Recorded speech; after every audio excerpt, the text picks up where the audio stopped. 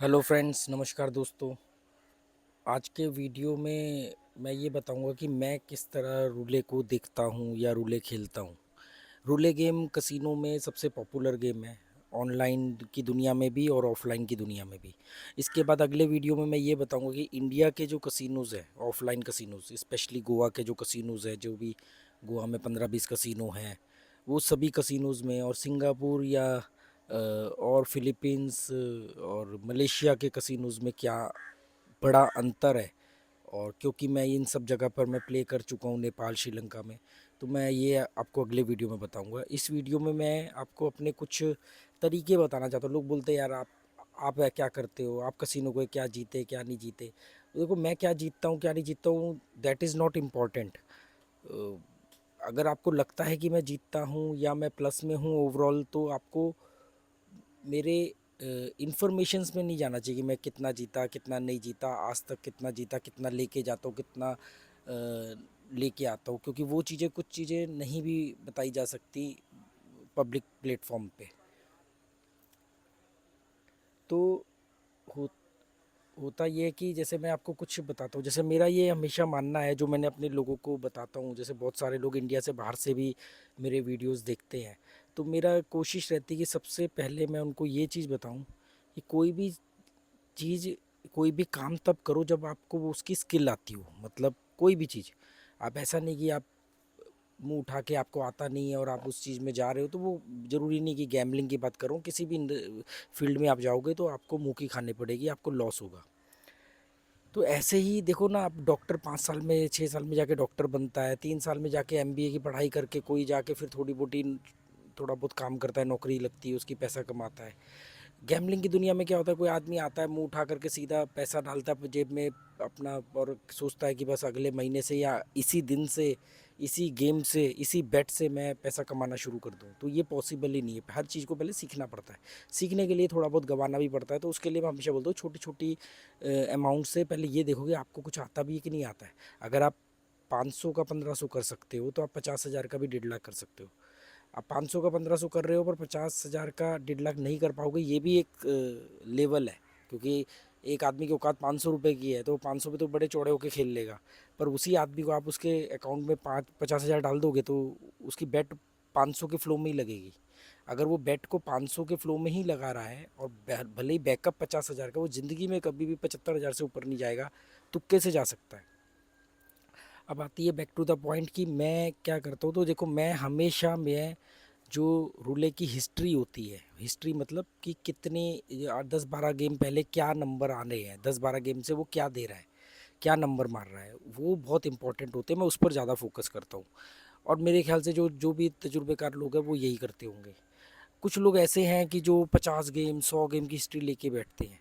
मेरा मेरा अपना ये मानना है कि अगर आप रूलेट खेलते हो, तो रूलेट गेम को जीतने के लिए, या वो कौन सा नंबर आएगा उन नंबरों को प्रिडिक्ट करने के लिए, आपको उसकी हिस्ट्री चाहिए, गेम हिस्ट्री। और गेम हिस्ट्री 10-12-15 गेम बहुत है, इससे ज़्यादा नहीं। क्योंकि इससे ज़्यादा लोगे तो वो तो, मान लो आपने कोई 40 गेम पहले देखा कि भी वो क्या चल रहा था, पर 40 गेम के अंदर तो वो 2 बार चेंज हो चुका होगा, पैटर्न जो उसका चल रहा है वो 2 बार चेंज हो चुका हो, तो आप कंफ्यूज हो जाओगे। दूसरा, मैं रूलेट गेम के अंदर सीरीज़ को बहुत महत्व देता हूँ। ये सीरीज़ ऐसे ही नहीं मुंह उठा के बना दी गई। ये सीरीज़ बनाई गई है अभी। जीरो स्पेल सीरीज़ किसको बोलते हैं? Zero spell. जैसे 12 से लेके 15 तक के नंबर जो व्हील के ऊपर आते हैं, या उसके बाद में बिग सीरीज़ होती है जो 22 से लेके 25 तक होते हैं। फिर ऑफलिंस होता है जो 2 साइड में आता है, जिसमें 8 नंबर होते हैं। जीरो स्पेल में 7 नंबर होते हैं। 5-8 सीरीज़ में 12 नंबर होते हैं। तो ये सीरीज़ बहुत इम्पोर्टेंट है और ये बहुत सोच समझ के बनाई गई है। बस आपको अपने तजुर्बे से ये पहचानना है कि इस 10-15 गेम को समझ के ये पहचानना है कि पैटर्न कौन सा चल रहा है। क्या जिगजैग चल रहा है? जिगजैग का मतलब होता है जो भी रिजल्ट अभी आया है, अगली बेट पर वो उसका अपोजिट आएगा, फिर उसका अपोजिट आएगा। इसको बोलते हैं जिगजैग। जैसे रेड ब्लैक में red black red black red black, तो हम बोलते हैं जिगजैग चल रहा है। या एक बड़ा नंबर एक छोटा नंबर, एक बड़ा नंबर एक छोटा नंबर, मतलब ये जिगजैग चल रहा है। Odd even odd even odd even, ये जिगजैग चल रहा है। तो आपको ये समझना होगा कि ये जिगजैग की तरफ जा रहा है, और कभी कभी ये फ्लो की तरफ जाएगा। मतलब 5 बार रेड मारेगा, फिर 4 बार ब्लैक मारेगा, 3 बार रेड मारेगा, 4 बार ब्लैक मारेगा। मतलब ऐसा चेंज जल्दी नहीं करेगा। तो ये आपको पहचानना पड़ेगा कि ये अभी जिगजैग की तरफ जा रहा है या ये फ्लो की तरफ जा रहा है।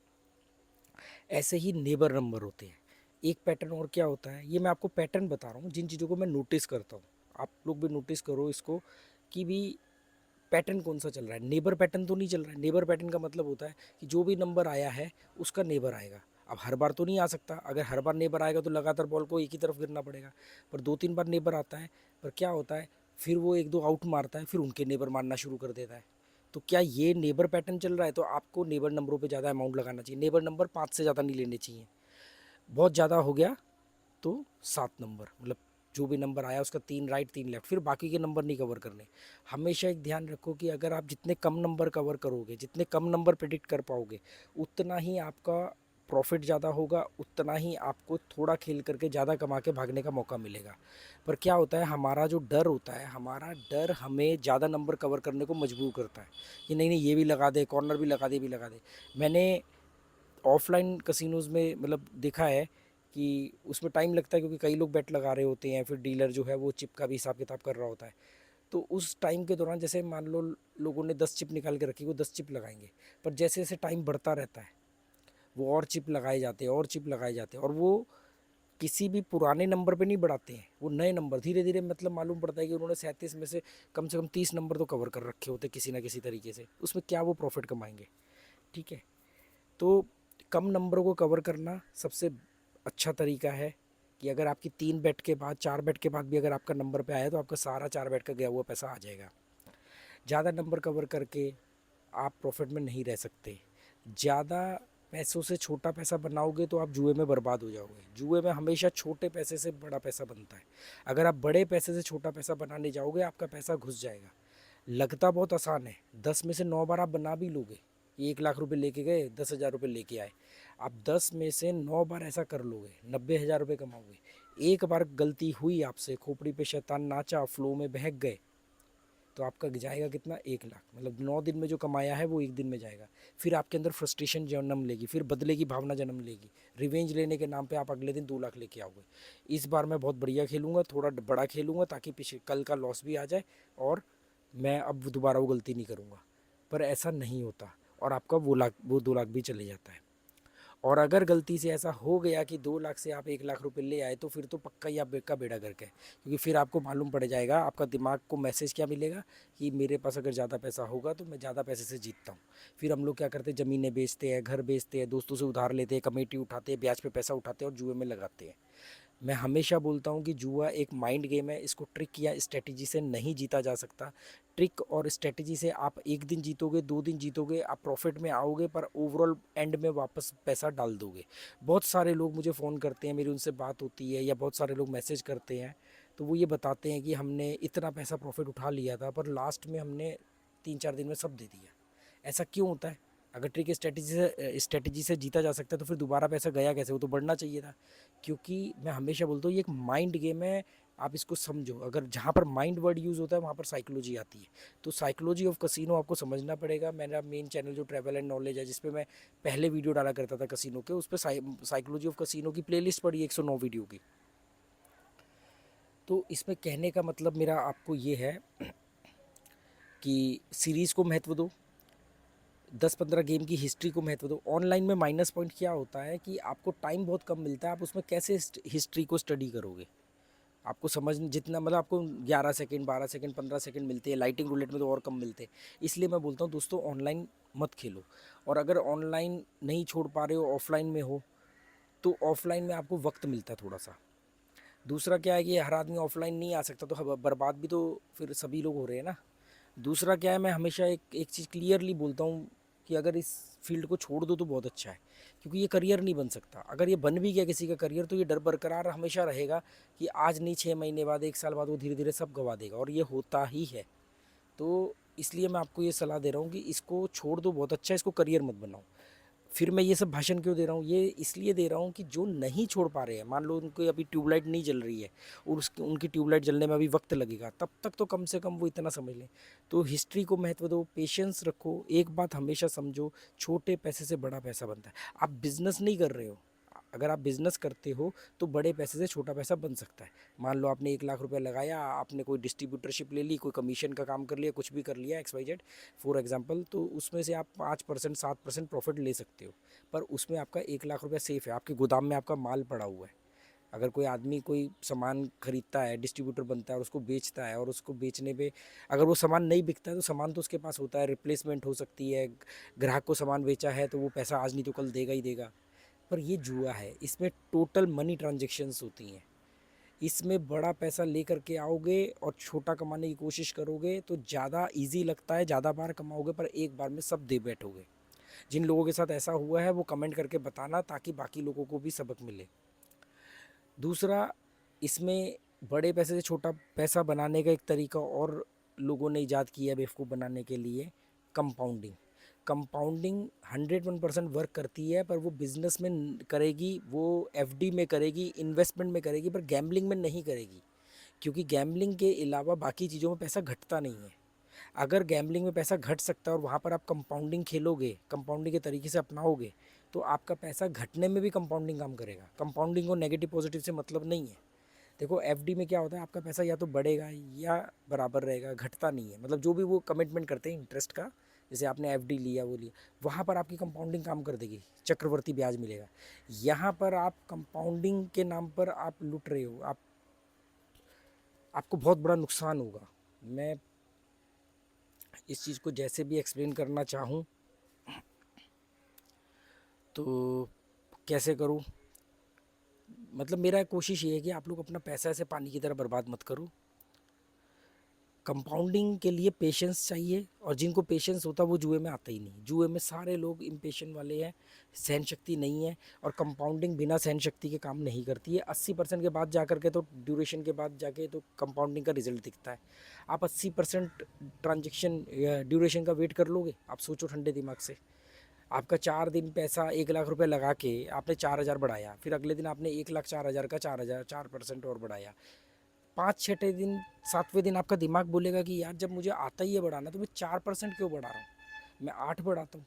या चलो मैं अमाउंट ही डबल कर देता हूँ ताकि 4 का ऑटोमेटिकली 8 हो जाए। ये आपका दिमाग अपने आप ये आपको मैसेज देगा। किसी का 5वें दिन देगा, किसी का 10वें दिन देगा, पर देगा ज़रूर। देखो कंपाउंडिंग एक बहुत बड़ा लोगों का एक लूपोल है कि कैसे आप लोगों की बड़ी रकमें ट्रांसफ़र करवाएं दूसरी तरफ। उससे क्या होगा कि मान लो मैं कमीशन एजेंट हूँ, तो मैं जितना पैसा आप लोगों का किसी पर्टिकुलर वेबसाइट पर डलवाऊंगा तो मुझे तो उस हिसाब से कमीशन मिलेगा, है ना। तो आप ठंडे दिमाग से सोचो, कंपाउंडिंग में मत बर्बाद हो। बहुत लोग रोते हुए सुसाइड करने की बात करते हुए फ़ोन करते हैं, और उनको कंपाउंडिंग बहुत ईजी लग रहा था। मैं कंपाउंडिंग से कोसों दूर हूँ। मैं सिंपल सा है हिस्ट्री पढ़ता हूँ, और जो पैटर्न चल रहा होता है उसको जज करने की कोशिश करता हूँ। मैक्सिमम टाइम मेरा जजमेंट सही होता है, इसलिए मैं ओवरऑल प्रॉफिट में हूँ। मैं कभी भी अपनी ज़िंदगी में कोई बड़ी रकम नहीं जीता हूँ, ना मैं इस बात का दावा करता हूँ कि मैंने एक दिन में 1 लाख से इतने लाख बना दिया, मैंने ये कर दिया। ये सब इस तरह के झूठ ना मैं बोलता हूँ, ना मैंने ऐसा कभी किया है, और ना मैं कभी कर सकता हूँ। क्योंकि मैं 1/2, मतलब अगर मैंने 10,000 डाला है, अगर वो 25-30 हज़ार हो गया तो मैं तो गेम बंद कर देता हूँ, मैं तो कसिनो से घर आ जाता हूँ। अगर मैं 50,000 लेके गया हूँ और अगर वो सब कुछ सही चल रहा है, वो 1 लाख जैसे ही पार होता है उसके बाद मैं कहीं ना कहीं गेम बंद कर देता हूँ। तो मैं कभी ज़िंदगी में बड़ा जीत ही नहीं सकता। मेरा गेम खेलने का तरीका ही बिल्कुल सेफ़ है। ये तो बिल्कुल जुआरियों वाला तरीका है ना, ये खिलाड़ियों वाला तरीका तो नहीं है कि आप 1 लाख रुपए लेके बैठे और आपने उसे 10 20 50 लाख रुपए बना लिया। पहली बात तो एक्सेप्शन केस में ये बनता है, रेयरेस्ट ऑफ द रेयर। और जिसने 1 लाख से 50 लाख बनाया है, मैं आई एम डैम श्योर वो पक्का बर्बाद होगा, क्योंकि वो बड़ा खेल रहा है, उसको खेलने का तरीका ही नहीं मालूम। आप जितनी भी मर्जी रोटी खा सकते हो, तो आप पर खाते कितने, उतनी खाते हो ना जितनी आपको भूख। उससे ज़्यादा खाओगे पेट खराब हो जाएगा। तो ये चीज़, ये नियम पैसों पे क्यों नहीं लागू होगा कि जितनी ज़रूरत है या जितना ज़्यादा से ज़्यादा कमा सकते हो, पर उसके भी हद के पार आप निकल गए और आपका दिमाग नहीं घूमा, या तो फिर आप संत हो या ठग हो, या तो आप झूठ बोल रहे हो या फिर आप संत हो। बचना पड़ेगा बॉस। तो मैं जैसे छोटे मोटे आपको चलते चलते टिप दे देता हूँ जैसे जब भी आप सीरीज़ खेलो आपको लग रहा है कि सीरीज़ मार रहा है, और सीरीज़ तो 4 होती है, तो सीरीज़ में रिपीट क्या मार रहा है? अगर सीरीज़ रिपीट कर रहा है या ज़िगज़ैग चल रहा है, तो सीरीज़ को तब खेलो जब वो रिपीट कर रहा हो। जब भी सीरीज़ रिपीट कर रहा हो उसमें भी वो आउट नंबर मारेगा। हम लोग क्या करते हैं, आउट नंबर का पीछा करना शुरू कर देते हैं, वो वापस अपने पैटर्न पे आ जाता है। हम कहते हैं बताओ चीटिंग हो रही है, हम इधर लगाते हैं वो इधर आ जाता है, हम इधर लगाते हैं उधर आ जाता है। अरे जब वो 2 बार इधर मार के उसने हिंट दे दिया कि मैं तीसरी बार इधर मारूंगा, पर एक बार आउट मारूंगा, तो आप एक बार आउट मारने के बाद भी आप अगली बार वहीं लगाओ। Go with the flow. जीवन में मैं कभी फ्लो के साथ नहीं चलता, पर गैम्बलिंग के अंदर फ्लो के साथ चलता हूँ। तो गैम्बलिंग में अगर आप फ्लो के अगेंस्ट जाओगे आप पक्का माइनस में जाओगे। देख लो उठा के मार्टिंगले स्ट्रेटेजी, कितने लोगों का घर बर्बाद किया मार्टिंगले ने। तो आपको गैम्बलिंग में गेम के खिलाफ नहीं चलना है, गेम के साथ चलना है। साथ चलने में आपका लॉस कम होगा, पर जिस दिन उसने प्रॉफिट दिया तो वो आपको सीधा देगा। उदाहरण के तौर पे आप लोगों ने देखा होगा कई बार रूलेट में 15-15, 20-20 बार नंबर एक ही कलर का आता है, ठीक है, ब्लैक आ गया 12 बार, 15 बार। अब हम मान लो एक आदमी अगेंस्ट चल रहा है, रेड के बाद ब्लैक आया और अब लगातार ब्लैक आने वाला है, पर जो अगेंस्ट चल रहा है उसको क्या है, रेड के बाद ब्लैक आया, अब रेड आएगा, वो रेड पे लगाएगा पैसा, पर फिर ब्लैक आएगा, वो फिर रेड पे लगाएगा, फिर ब्लैक आएगा, वो कहेगा इस बार तो पक्का आएगा, तो वो थोड़ा सा रकम भी बढ़ा देगा, फिर वो ब्लैक आएगा। ऐसे करते करते 10, 12, 15 बार जब ब्लैक मारता है तो वो जो आदमी होता है उसका सारा पैसा खाली हो जाता है अगेंस्ट वाले का। पर फ्लो वाले ने अपना पैसा रखा, वही नंबर आ गया, उसने फिर गेम के साथ चल दिया, जहाँ गेम जा रही है, जहाँ गेम जा रही है वहाँ जाओ, वो फिर उसके बाद पैसा लगेगा। तो ये जो रेलगाड़ी शुरू हो गई है उसको एक अच्छा खासा मुनाफा दे देगी। इसमें भी एक स्ट्रेटजी है, ट्रिक स्ट्रेटजी है, मैंने कई बार बताई है कि आपको एक बार आने का दूसरी बार डबल करना और तीसरी बार में वापस सिंगल करना है, तो इससे आपका मुनाफाखोरी होती रहेगी। अगर सारा प्रॉफिट उसी पे लगाते रहोगे और एंड में कभी ना कभी तो अपोजिट कलर आएगा ही आएगा, तो आपको तो फिर जीरो हो गया, तो फिर फ़ायदा क्या हुआ। तो हमेशा 2 विन के बाद मुनाफाखोरी, फिर प्रिंसिपल पे आओ, फिर 2 बार विन के बाद मुनाफाखोरी, फिर प्रिंसिपल पे आओ। इसमें आपका प्रॉफिट थोड़ा सा कम होगा पर सिक्योर होगा। देखो कभी ना कभी तो वो वापस आएगा ही आएगा ना अपोजिट। अगर आप सारा पैसा डबल करते रहोगे, सारा पैसा लगाते रहोगे, तो जैसे ही वो आउट मारेगा आपका सारा साफ हो जाएगा। उसमें से निकाला क्यों नहीं आपने। तो थोड़ा सा आप लोग सोच समझ के इसको करो। सीरीज़ जब रिपीट हो रही हो तब सीरीज़ को पकड़ो, देखो नेबर नंबर मार रहा है कि नहीं मार रहा है। कभी कभी ऐसा भी होगा कि वो एक बार अपना जो करंट नंबर है उसका नेबर मारेगा या पिछले वाले नंबर का नेबर मारेगा। कभी भी नोटिस करना, कहीं जब नेबर का सिस्टम चल रहा होता है तो ज़रूरी नहीं कि जो नंबर आया सिर्फ उसी का नेबर मारेगा। मैक्सिमम टाइम ऐसा भी होता है कि पिछले वाले लास्ट नंबर का भी नेबर मारेगा वो रिपीट के नाम पे। तो ये ध्यान रखना। और कभी कभी ऐसा होगा कि हर 7-8 बेट में एक बार वो नंबर रिपीट कर रहा है। अगर ऐसा है तो 7-8 बेट आप अपने हिसाब से खेलो, पर उसमें जैकपॉट नंबर रिपीट नंबर वाले को बना के चलो जो करंट नंबर आया है, क्योंकि आपने देख लिया है कि हाँ ये 4, 5, 6, 7 गेम के अंदर ये नंबर रिपीट कर रहा है। तो जब भी वो रिपीट करेगा आपका जैकपॉट लगेगा, आप अपने निकल जाओ। बाकी की गेम आपको थोड़ा थोड़ा सर्वाइव करने के लिए पैसा देती रहेगी। हर गेम पर आप जैकपॉट नहीं ले सकते। तो इतनी खुल के इतनी क्लियर बातें मतलब मुझे नहीं, मैंने नहीं देखा किसी को बताते हुए। बाकी सब मोटिवेशन के नाम पे भाषण देते हैं और बरगलाते हैं, झूठी कहानियाँ झूठी तस्वीरें दिखाते हैं आपको। तो मेरे को जितने भी लोग जानते हैं, जो भी लोग मेरे को पहचानते हैं या मेरे को कई सालों से मेरे वीडियो देख रहे हैं, मैं उनको क्लियरली एक मैसेज देना चाहता हूँ कि मैंने कभी भी बड़ी रकम नहीं जीती है और ना मैं जीतूँगा। मैं क्योंकि इस तरीके से खेलता ही नहीं हूँ। मेरा पैसा 3 गुना होता है या होने से थोड़ा बहुत आगे पीछे प्लस माइनस में ही मैं गेम बंद कर देता हूँ। और मैं बहुत कम गैम्बलिंग करता हूँ, इसलिए मैं बचा हूँ। ज़्यादा गैम्बलिंग करने पर आप पक्का हारोगे, क्योंकि दिमाग हैंग हो जाता है, पजल हो जाता है, कंफ्यूज होता है और आपसे लगातार गलतियाँ रिपीट करवाता रहता है। मैंने कसिनोज़ में ऐसे लोगों को रोते हुए देखा है, जो लोग मतलब रो रहे हैं, क्या हुआ, कह रहे यार दिमाग में नंबर है कि ये आएगा, सब नंबर लगा रहा हूँ वही नंबर छोड़ रहा हूँ और वही नंबर आ रहा है, या सब नंबर पे पैसा ज़्यादा लगा रहा हूँ उसी नंबर पे कम पैसा लगा रहा है। कितनी बार ऐसा हुआ है। मैं और मेरी वाइफ कसिनो में गए, मैंने बोला यार यार 22 आएगा, वो लगा रहे 22 पे ही सबसे लास्ट में लगाना, नो मोर बेट हो गई और 22 ही आ रहा है। ऐसे लगता है जैसे वो सुन रहे हैं मेरी बात, जबकि ऐसा होता नहीं है कुछ, क्योंकि आपको गैस करना आ रहा है, पर आप इतना ज़्यादा खेल चुके हो कि आप कन्फ्यूज़ हो गए हो। इसलिए 2-2.5 घंटे से ज़्यादा कभी नहीं खेलना चाहिए।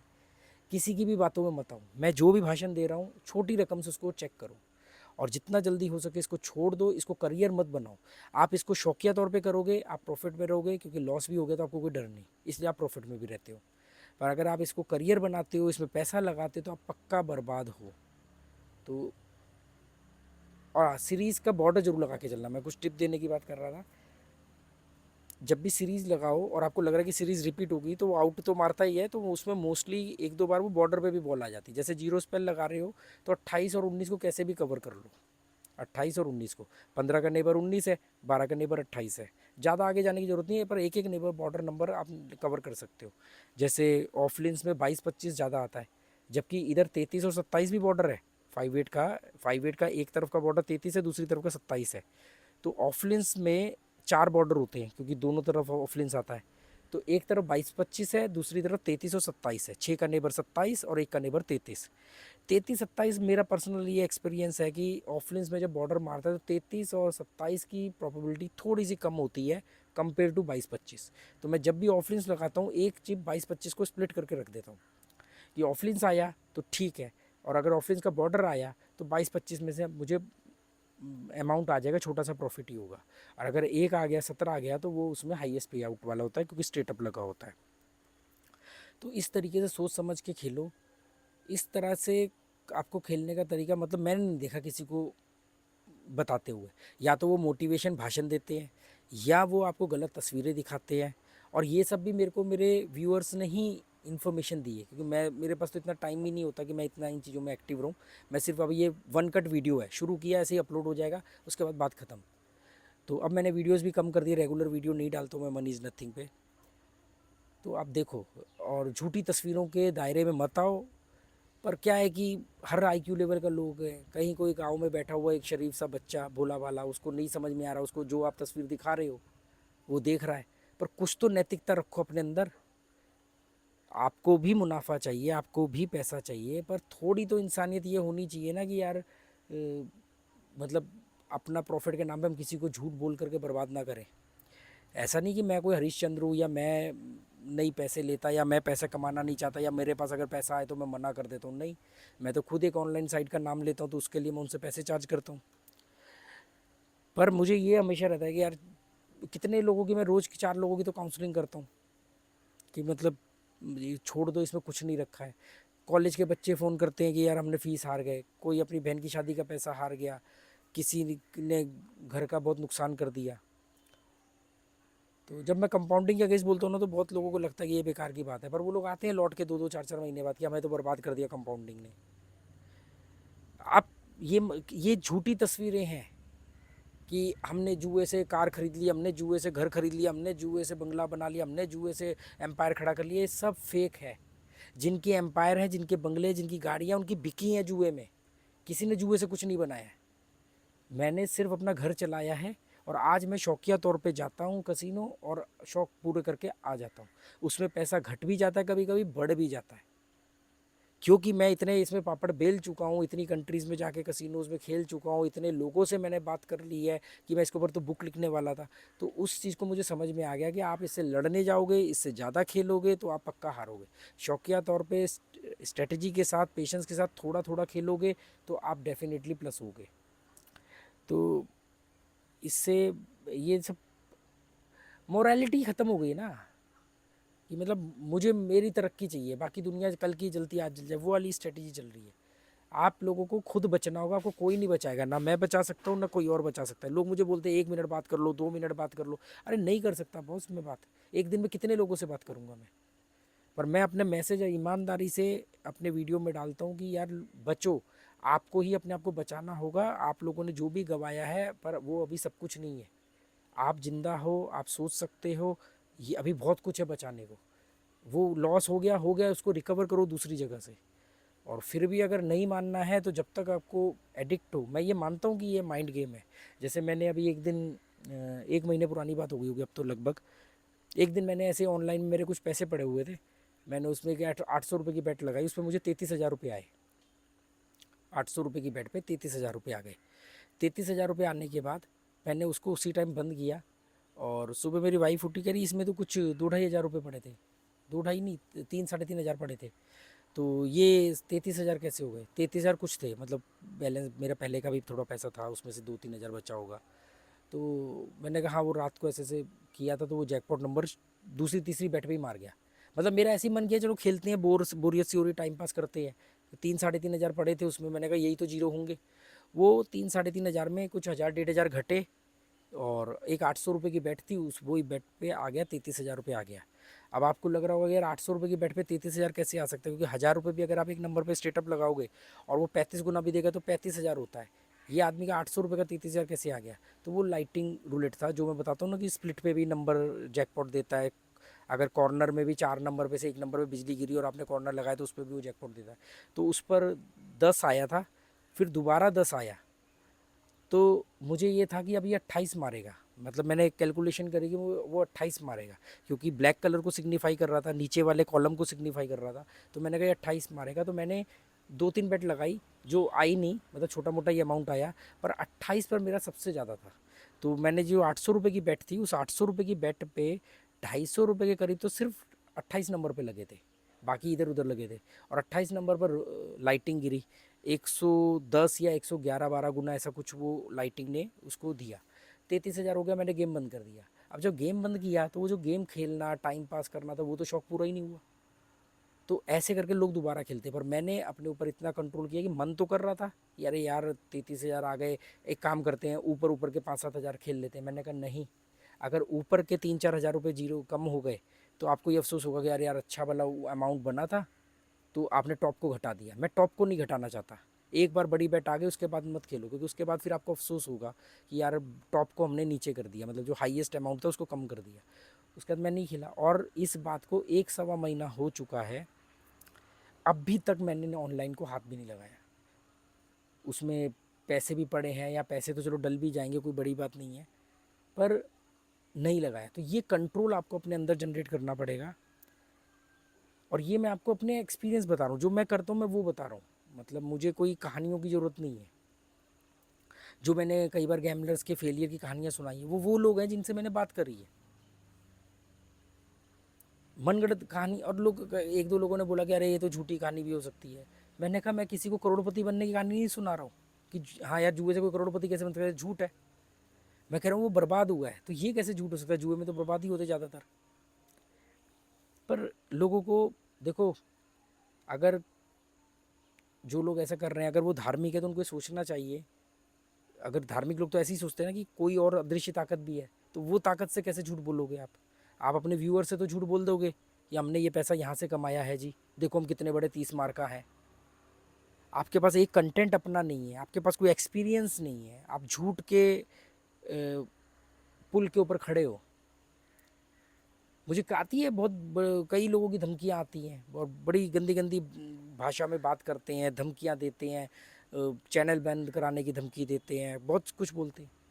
क्योंकि जब आप इतना स्ट्रेट फॉरवर्ड ऑफलाइन कसिनोज़ के लिए बोलोगे गोवा में रहते हुए, ऑनलाइन कसिनो के लिए बोलोगे, और तो वो लोग बोलते हैं। तो मेरा एक ही जवाब होता है, जो उखाड़ना है उखाड़ लो, जो कर सकते हो वो कर लो, बोलो मत। आप मुझे बोलो मत ना, क्योंकि मैं तो नहीं डरने वाला। आप मुझे बोलो मत, आप डायरेक्ट एक्शन लो। बोल क्यों रहे हो? तो वो जानते हैं चोर के पैर पतले होते हैं, झूठे वो हैं। उन्हें 2 मिनट में मैं घसीट लूँगा अगर कोई ऑनलाइन ऑफलाइन कसिनोज गोवा में, मुझे मालूम है ना कि वो क्या मुझे अप्रोच कर रहे हैं, किस तरीके से वो कर रहे हैं। तो होता है ऐसा, कोई वो नहीं है।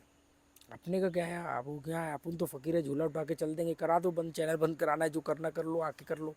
मेरा तो खुला एड्रेस भी पता है सब लोगों को, आ जाओ इधर, जिसको जो उखाड़ना है उखाड़ लो। क्या होता है, आदमी दूसरे को ना हल्के में लेता है। तो ये मैंने अभी ये बातें इसलिए बोली कि अभी थोड़े दिन पहले भी किसी ने मेरे को 2-3 दिन से वो लगातार वो धमकियाँ दे रहा था कि जैसे मैं अब कोई बात बोल रहा हूँ तो वो उसके अगेंस्ट जा रही है।